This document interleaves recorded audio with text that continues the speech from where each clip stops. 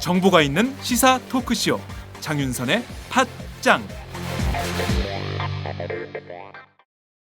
안녕하세요. 장윤선입니다.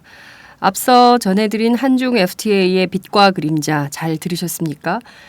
이 FTA로 농업 분야에만 손해가 있는 것이 아니라 중소기업이나 또는 군소 하청업체들까지도 피해가 굉장히 커질 것이다라는 전망.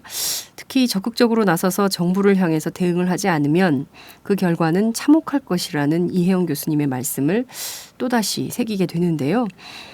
이어서 보내드리는 전혀 다른 뉴스에서는 새누리당 대선 후보였던 정몽준 전 의원의 주가 폭락 그 이면의 진실을 파헤치려고 합니다. 정 전 의원이 최대 주주로 있는 현대중공업 주가 폭락으로 정 전 의원이 무려 1조 2천억 원의 손실을 보았다는 건데요. 최근 정가 뉴스보다는 경제 뉴스로 더 많이 만나게 되는 정 전 의원의 사라진 돈 이야기를 김종철 오마이뉴스 경제부장과 함께 짚어보도록 하겠습니다. 팟짱 시작합니다.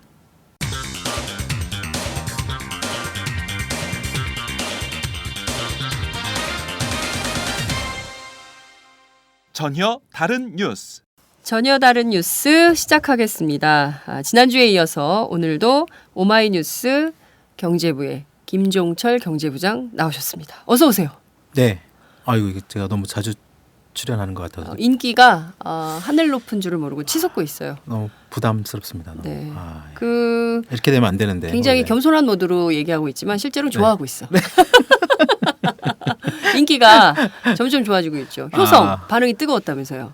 아니요, 뭐 반응이 뜨거웠다기보다는 그 주변에 듣고 네. 여러 가지 말씀들을 좀 하셨고요. 네. 네. 뭐라고 그러던가요? 효성에서도 잘 들었다. 뭐 저번에 삼성과 비슷한 반응입니다. 뭐 좀 살살 좀 하고 잘 듣고 있다. 억울하다. 뭐가 억울해? 사실만 얘기했는데. 그렇죠. 네. 근데 또 이제 또 부자간의 얘기를 네. 외부 사람들이 또 뭐 이렇게 wal과왈부 내지는 뭐 이런저런. 네. 그게 유쾌하진 않겠죠, 그쪽 입장에서는. 둘째 아드님 연락 왔어요? 둘째 아들.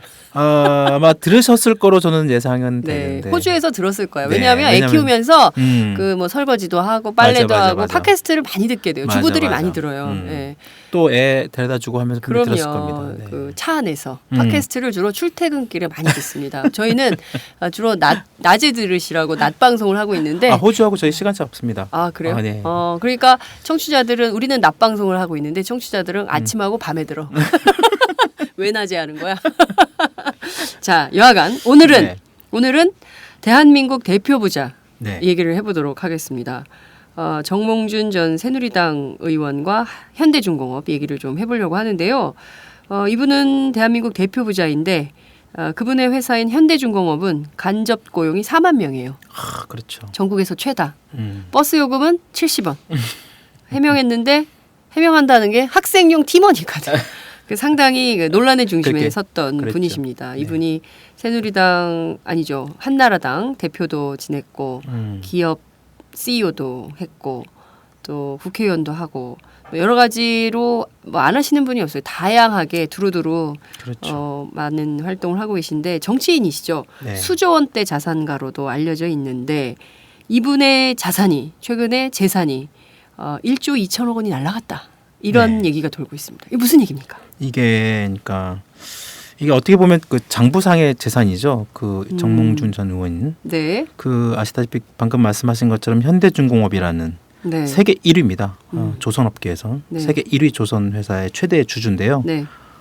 정몽준 전 의원이 이 현대중공업 그룹의 현대중공업의 어떤 주식을 한 700만 주 이상 지분율만 따지면 한 10.15% 지분을 갖고 있어요. 네. 그래서 작년 말 기준으로 이 회사 지분 가치, 그러니까 그 당시에 이제 주가로 계산해서 지분 가치 평가액이 있는데 이게 2조 66억 원 정도였어요. 네. 근데 10월 말 기준으로 다시 평가를 다시 해보니까 7,471억 원으로 무려 1년 만에 1조 2,600억 원이 확 줄었어요.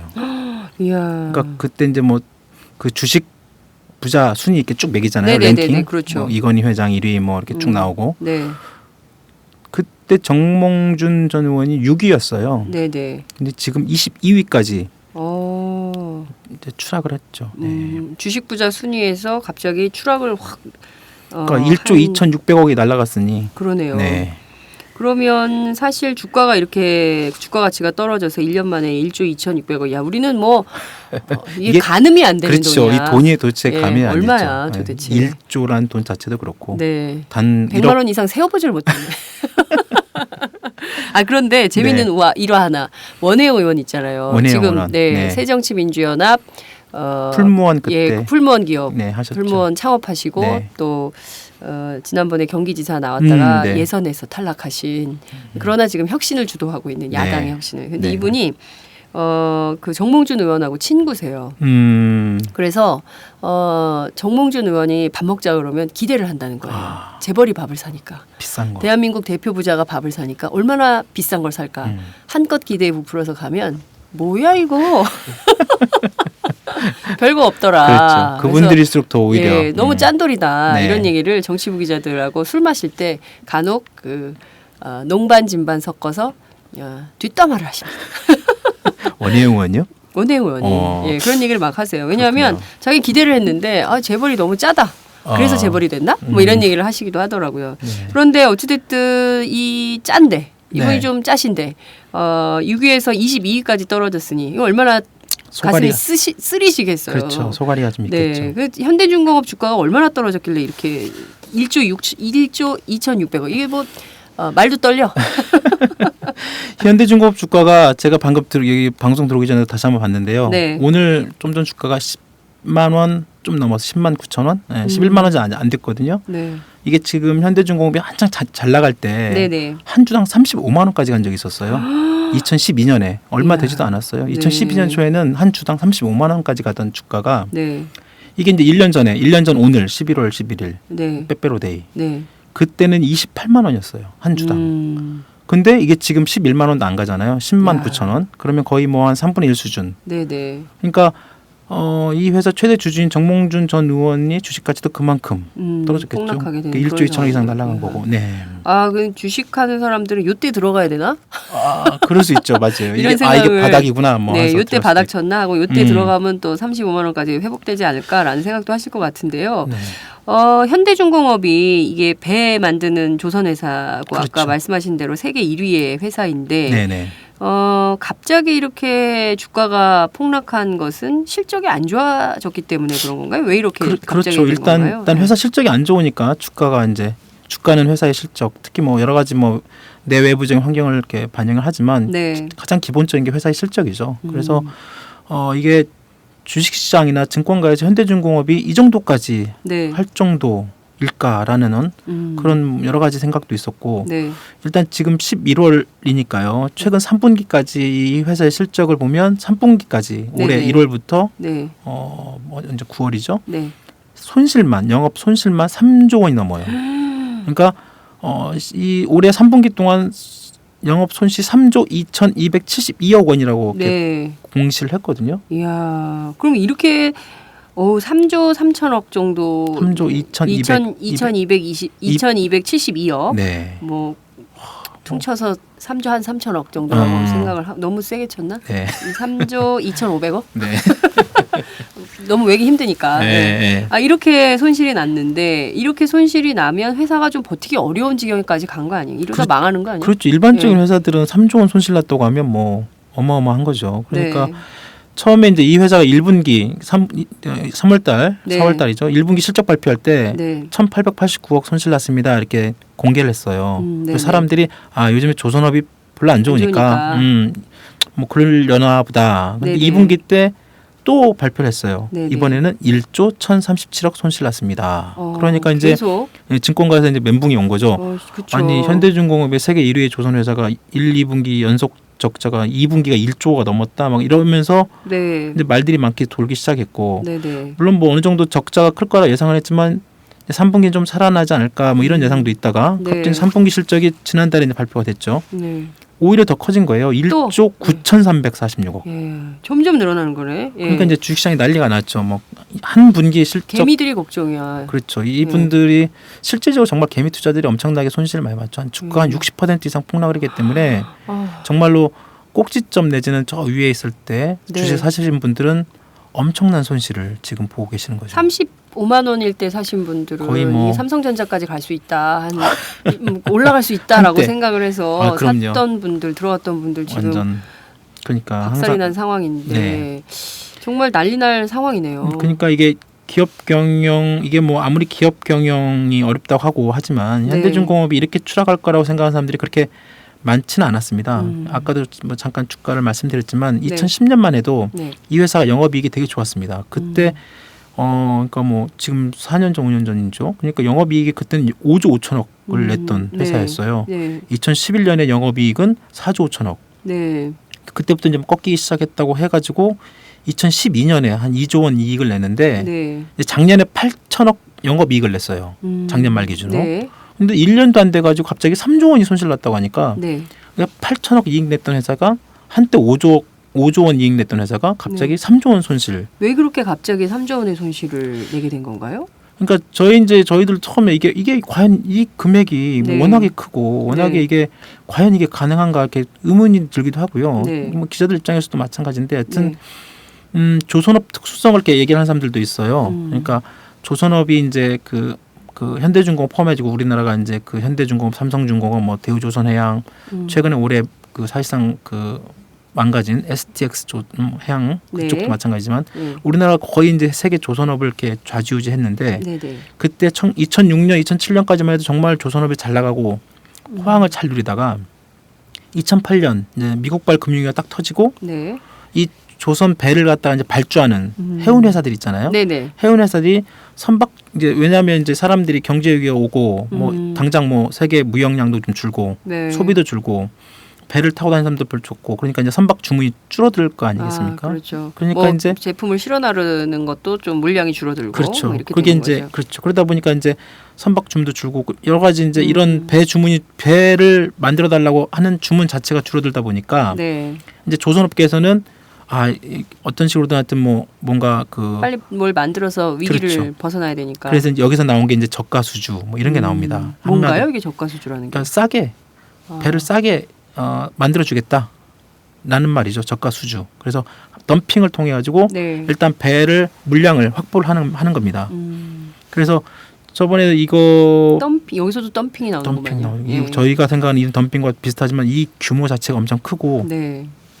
그 조선 쪽 저기 옛날에 대우조선해양 쪽에 어떤 분한테 말 들어보니까 이 조선소 자체가 네. 저기 혹시 가보셨는지 모르겠지만 저 울산이나 네. 거제 이런 데 가면 엄청나게 큰 그 배를 짓고 있고 그러니까 말 그대로 엄청난 장치 산업이잖아요. 네네. 그래서 거기에 일하시는 여러 가지 수많은 뭐 하청부터 포함해서 원청해서 뭐 노동자들도 엄청나게 많고요. 네. 일단 그분 말 잠깐 들어보면 네. 일단 경기가 안 좋고 그렇다고 이 사람들 전부 다 잘릴 수는 없지 않냐. 네네. 일단 물량을 확보해서 배를 만들어야 된다. 그러니까 물량 확보해서 배를 만들고 대신 물량을 확보했는데 워낙 경기가 안 좋으니까 네. 싸게 일단은 물량을 쭉 확보를 하는 거예요. 네. 그래서 일단은 싸게 일단 배를 확보하고 막 만들고 네. 그 배 만드는 데 시간이 걸리니까 근데 그렇게 싸게 배를 수주하다 보니까 나중에 이제 이게 부메랑이 나중에 온 거죠. 어떻게 보면 근데 그 아무리 싸게 해도 기본적으로 선박이라는 게 그렇죠. 규모가 큰데 몇천억 그렇죠. 네, 근데 이거를 아무리 싸게 한들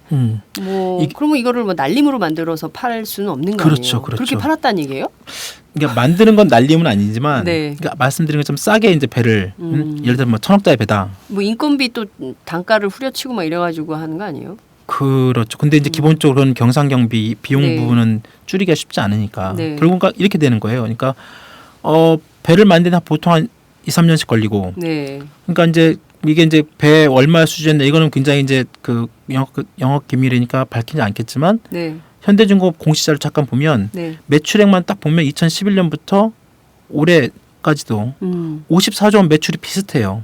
그러니까 매출이 그대로 나온다는 얘기는 배를 수주 뭐 여행 선박이든 뭐 시추선이든 영업을 네. 해서 배를 계속 따오는 나는 거거든요. 네. 근데 문제는 매출 원가라는 게 있는데 네네. 이게 원래 사람들이 이렇게 장사를 하면 원가가 있잖아요. 그렇죠. 그러니까 제품값보다 네. 원가가 좀 싸야 네. 이익이 많이 남는 것인데 그렇죠. 현대중공업을 보니까 이 매출 원가가 계속 매년 늘어나고 있는 거예요. 그러니까 매출은 그대로인데 네. 매출 원가만 이렇게 계속 늘어나는 거예요. 네. 거기서 저가 수출하는 얘기가 나오는 거죠. 그러니까 싸게 들어와가지고 네. 그러니까 이제 그 뭐 2011년 이후에 이제 매출 원가 계속 늘고 있는데 네. 그 원인을 가만히 보면 배를 싸게 따오니까 네. 기본적으로 배를 만드는 사람들 인건비 비용은 기본적으로 정해져 있고 네. 배는 싸고 그러니까 받을 돈은 적고 네. 그러니까 매출은 그대로인데 원가는 오르고 그러면 이익은 줄게 됐죠. 네. 그러니까 그렇게 된 거구나.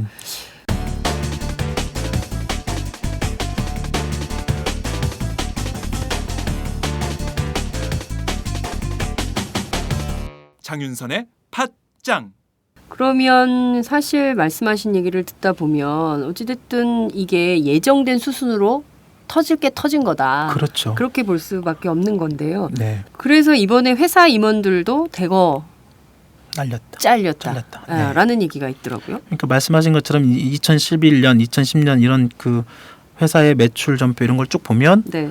이게 매출은 그대로인데 원가만 계속 오르고 이익은 줄게 돼 있는 이런 구조를 이미 이제 구조적으로 갖고 있었던 것이고 이런 것들을 잘 몰랐던 거죠. 일반적인 그 사람들, 그 회사 내부 사람들은 알았을 텐데. 그렇겠죠. 근데 이런 위기가 이제 말 그대로 예고돼 있어 말씀하신 것처럼 이제 이게 터졌는데 네. 올해 터지면서 이제 회사에 강력한 구조조정을 이제 시작을 하게 됩니다. 음. 말 그대로 이제 인사 폭풍, 인사 태풍 막 이러는데 네.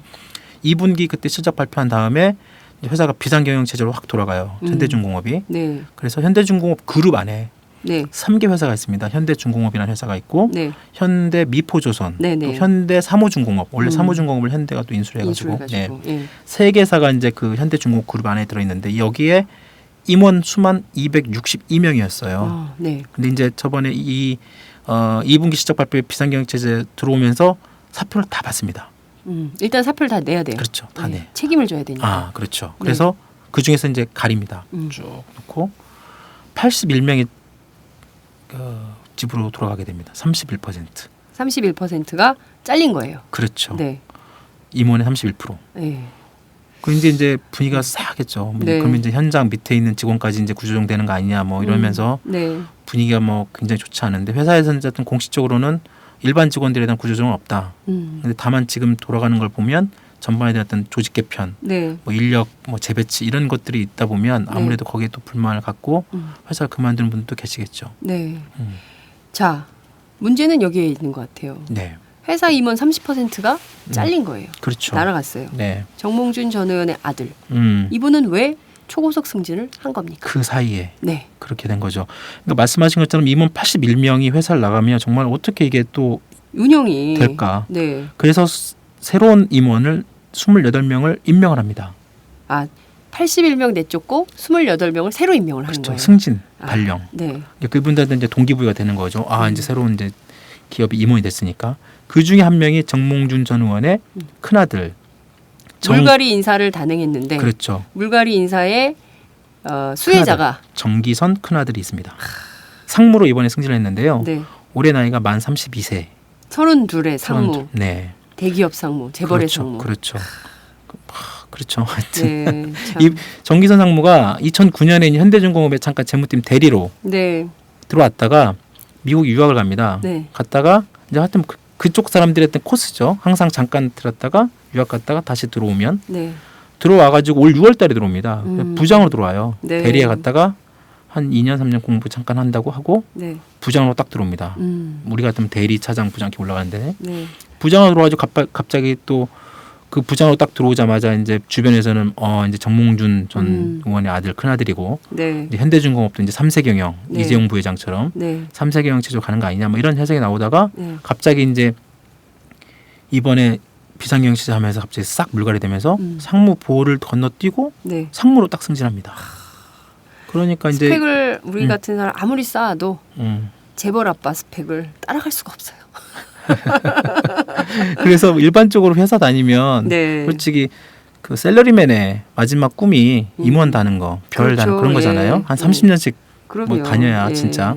근데 이 사람은 이제 하여튼 딱 오자마자 대리와 뭐 짱 있다 부장 곧바로 상무를 달고 네. 이게 지난달에 이제 이렇게 됐는데 재밌는 게 이제 그때 인사가 난 다음에 현대중공업에서 언론사에다가 자료를 쫙 뿌립니다. 어떤 자료를요? 또 이제 언론사의 그 프로필 사진 변경 사진을 쫙 뿌립니다. 아, 이재용 상무처럼. 아, 이재용 부회장처럼. 부회장처럼. 아 저번에 저희가 예, 얘기했죠. 예. 그러니까 저번에 그 말씀드린 것처럼 그 재벌 총수 오너 일가 이쪽 사람들 프로필 네네. 사진 바꾸는 게 연예인도 아니고. 그렇죠.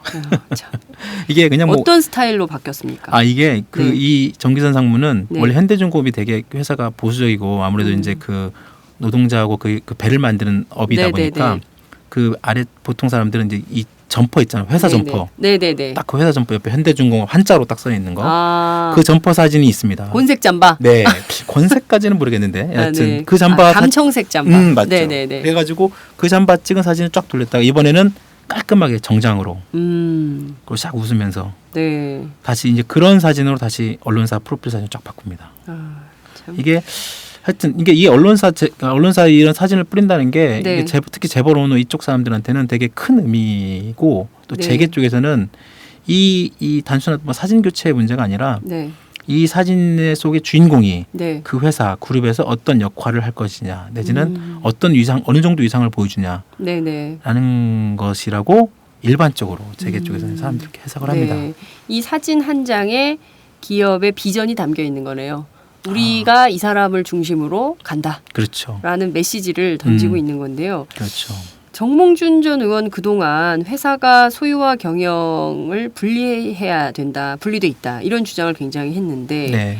또 뭐 내가 물론 최대 주주이긴 하지만 내가 경영에 뭐 그렇게 뭐 관여하거나 뭐 그러지 않는다. 그래서 뭐 현대중공업에서 청소노동자들이 이제 식당 이용하는 문제, 맞아요. 최저임금도 못 받는 문제 계속적으로 얘기를 해도 나는 모른다. 그렇죠. 왜냐하면 나는 경영에 관여하고 있지 않기 때문에 그렇죠. 이런 얘기를 계속했습니다. 저번 선거 때도 그렇게 이슈가 그러니까요. 됐었죠. 선거 때도 그런 얘기를 하고 뭐 이렇게 했는데 실제로 이렇게 회사가 계속 안 좋은 상황인데 정말 경영에 관여를 안 하고 있는 것인지 네. 궁금합니다. 이게 요즘에 이제 그런 얘기가 돕니다. 네. 이분이 이제 자기 재산이 지금 1조 2천억이 지금 날아갔지 날아갔죠. 않습니까? 네. 아 이렇게 되면 안 되겠다라는 밤잠을 못 주무실 것 같아요. 그러니까 그럴 수 있죠. 뭐 이 저희들의 상상이지만 네. 여하튼 그 현대중공업이 여하튼 이 실적이 사상 최악으로 이렇게 하고 네. 실적으로 이제 사상 최악으로 치닫고 또 주가도 폭락하고 네. 20년 만에 이제 노조가 거기 있잖아요. 현대중공업 노조가 있는데 네네.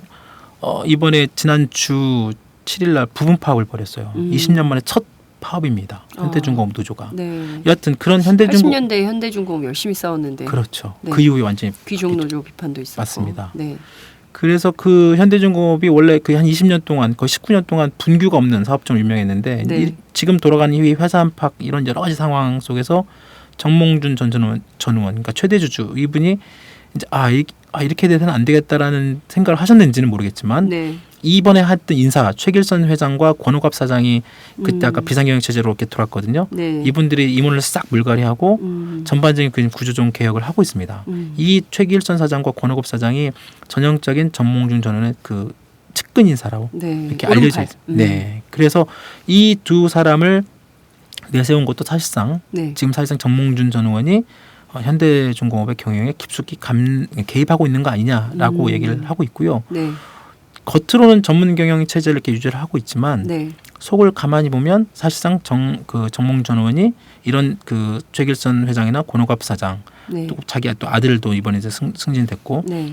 그리고 최근에 이제 뭐 일부 언론에서는 뭐 그 현대중공업 서울사무소에 뭐 정 전 의원이 네. 나타나서 뭐 임원들과 같이 뭐 네. 회의를 한다 뭐 이런 얘기 있었는데 그거는 아직 사실로 확인된 바는 없고요. 네. 그런 소문이 돌고 있다는 거죠. 맞습니다. 네. 네. 그래서 여하튼 전보다 분명히 정몽준 전 의원이 과거보다 분명히 현대중공업 그룹 내지는 그 기업 경영 여러 가지 전반에 대해서 관여 내지는 입김이 분명히 세진 것은 기본적으로 재계 쪽에서 다 이렇게 인정을 하는 것 같습니다. 네.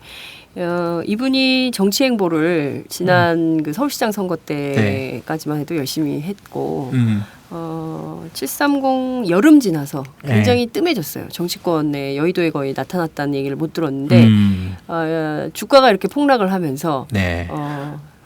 내 본분인 경영으로 돌아가야겠다 이런 생각을 하고 있는 것은 아니 지금 정치할 때가 아니다. 돈이 너무 많이 까먹었다 이런 생각을 하고 계신 것은 아닌가라는 생각이 좀 듭니다. 네. 앞서 말씀하신 대로 노조가 파업을 20년 만에 했다고 하는데 네. 실제로 어떤 것 때문에 파업을 하고 있는 건가요? 했나요? 이게 이제 그 아까 말씀하신 것처럼 현대중공업이 초창기에는 정말 그 강성 노조로 그렇죠. 유명했잖아요. 네. 뭐 그러다가 이제 한 19년 네. 동안 거의 무분규 사업장으로 네. 노조가 뭐 없는 분들도 있다고 뭐 그렇게 생각할 정도로 이렇게 노사 파업쟁이가 없었는데 네. 최근에 이제 올해 들어서 이렇게 회사 실적도 안 좋고 구조조정 여러 가지 분위기가 돌고 그러면서 이제 이 노조 조합원들이 아 이거 이렇게 돼서는 우리들까지도 고용의 불안 내지는 어렵지 않겠냐 이런 이제 위기의식이 나온 거죠. 네. 그래서 결국은 이제 5월 달부터 임단 협상에 들어갑니다. 음. 현대중공업 노사가 네. 그러다가 이제 임원들 갈리고 막 그 위쪽 경영진도 막 그 이동이 있고 이 협상이 지리지리 뭐 진전이 크게 없고 결국 회사가 이렇게 어려운데 네. 너네가 이제까지 잘 해왔지 않느냐. 음. 그래서 여전히 그 지금 그 노조 쪽에서는 일정 부분의 어떤 그 임금과 네. 여러 가지 고용한 이런 부분들이 이제 지금 요구하는 게 있고 회사 쪽에서는 3만 5천 원 시급 인상 뭐 이런 여러 가지 그냥 지금 회사의 상황이 너무 어려우니 네. 같이 뭐 고통에 동참해달라 이런 쪽입니다. 그런데 이제 노조 쪽에서는 더 이상 이제 믿을 수가 없다. 네. 그 정몽준 저번에 그 성명 나온 거 보니까 네. 최대 주주인 정몽준 전 의원한테는 그 동안에 수백억, 수천억씩 뭐 배당이든 그 이익을 이렇게 가져다 줘놓고 이제 회사가 어려워지니 노동자들한테 네. 고통을 분담하라고 하냐 이렇게 뭐 반발하고 있는데요. 여하튼 그래서 지난 7일 날 2시간 동안 일단 부분 파업을 먼저 했고 앞으로도 계속 이렇게 파업이 진행될지는 모르겠습니다. 다만 과거와 다른 노사 관계는 분명히 있는 것 같다라는 것 같습니다. 네. 울산에 노동자 3계급이 있다는 거 아닙니까? 귀족 귀족 노조, 그다음에 이제 정규직 노조를 얘기하고 비정규직 노조가 그렇죠. 있고 알바 노조, 노동자들 일단 하청 노조도 하청 노조. 그렇죠. 예. 맞습니다. 그 사실 뭐 그 임단 협상 네. 뭐 현대중공업 말고 여러 기업들이 하고 또 노동자들의 권리를 찾아야 되겠지만 사실 이렇게 산적한 인재들에 대해서도 함께 얘기를 좀 해야 되지 않을까라는 생각이 좀 드는데요. 그나저나 네. 자 이렇게 정몽준 전 의원이 왕창 돈을 까 드셨는데 네. 앞으로 현대중공업 어떻게 될 걸로 전망하십니까? 글쎄요, 뭐 전문가들 얘기 말씀을 좀 들어보면 네. 이렇게 조선업 자체가 이제 옛날처럼 그렇게 호황을 누릴 시기는 이제 지났다라는 그렇죠. 것들이 이제 대부분 전문가들이 그 공통적인 생각인 것 같고요. 지금 돌아가는 뭐 전반적인 뭐 세계 경제 흐름이나 또 워낙 그 뭐 다른 분야도 마찬가지겠지만 네. 이 조선 쪽에서도 중국 업체들의 어떤 신장, 네. 뭐 한국 따라잡기 이게 엄청나다 보니 3년이면 뒤집힌다는 거잖아요. 맞습니다. 네. 중국이 완전히 그 중국이 워낙에 또 이 저가 아까 수주 말씀드렸는데 네네. 이쪽이 그 싼 인건비 그렇죠. 그다음에 그런 어떤 여러 가지 인프라로 그 조선 시장에서 배를 정말 값싸게 그냥 막 네. 후려친다는 거예요 가격을. 네, 그러니까 그렇죠. 현대중공업이나 삼성 이런 쪽이 경쟁이 안 되니까 다른 방법으로 막 돌리다 보니까 이제 이런 네. 뭐 위기도 없고 그러는데요. 여하튼 뭐 과거처럼 이제 과거와 같은 어떤 방식의 어떤 뭐 조선업도 네. 다른 어떤 새로운 뭐 패러다임 내지는 새로운 어떤 돌파구 혁신 뭐 이런 얘기 나오는데요. 네. 이제 이게 과거와 같은 어떤 호황은 누리기는 지났다. 그러면 뭐 이제 조선업도 어떤 식의 어떤 새로운 한국의 어떤 여러 가지 그 나름대로의 기술력을 또 뭐 이렇게 개발하든지 네. 아니면 새로운 어떤 분야에서 조선업의 또 특색을 가져가야 되는지 뭐 여러 가지 그런 고민거리도 있을 것 같고요. 네. 일단 뭐 일부에서는 뭐 현대중공업 실적 자체가 이제 뭐 여러 가지 뭐 그 바닥을 쳤고 네. 여러 가지 미래의 어떤 그런 뭐 그 마이너스를 이미 이번에 다 털었기 때문에 좀 더 좋아질 것이다 뭐 그런 사람도 있는데요. 그거는 이제 앞으로 지켜봐야 되죠. 정말로 현대중공업 다시 일어날지 네. 정몽준 전 의원이 1조 2천억 따라간 돈이 다시 회복될지 네. 그거는 이제 하느님만 알지 않을까라는 생각도 듭니다. 실제로 그 중국 조선업계가 상당히 비상을 하고 있기 때문에 그렇죠. 우리 네. 조선업에 미치는 영향이 굉장히 크고 맞습니다. 네. 시장의 규모가 뭐 비교할 수 없는 수준이기 때문에 네. 결과적으로 우리 시장 조선업 시장이 잠식당하는 거 아니냐라는 네. 우려도 되게 크기 때문에 맞죠. 이 돈을 회복하려면 정치보다는 경영에 정몽준 전 의원. 하는 게 어떠실까라는 조언을 좀 해보고 지금도 싶다라는 생각이 대선 후보 여론조사에 계속 등장을 하시죠. 네. 그렇지만 여의도에는 요새 최근에 못 본 것 같습니다. 아 그래요? 네. 저도 가끔 이분을 국회에서 마주치긴 하는데 네. 인사에도 잘 안 받으시기 아 때문에 그렇군요.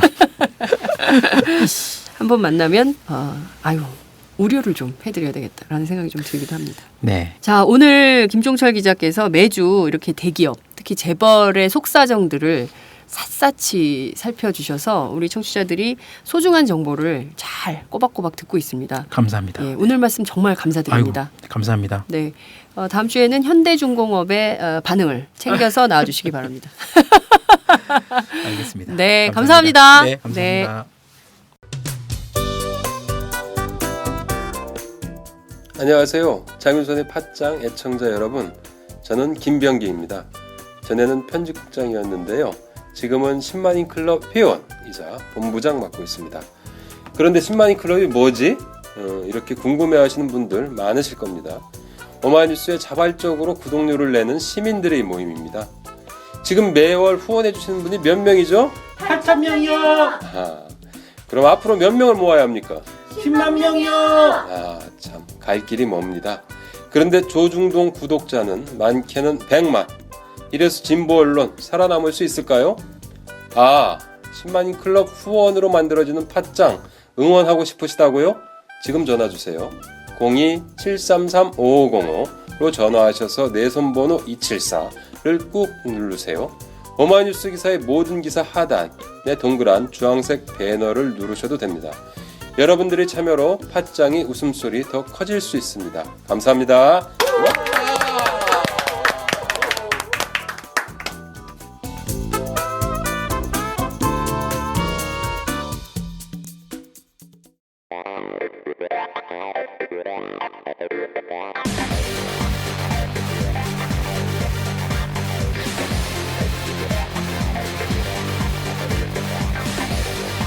정보가 있는 시사 토크쇼 장윤선의 팟짱.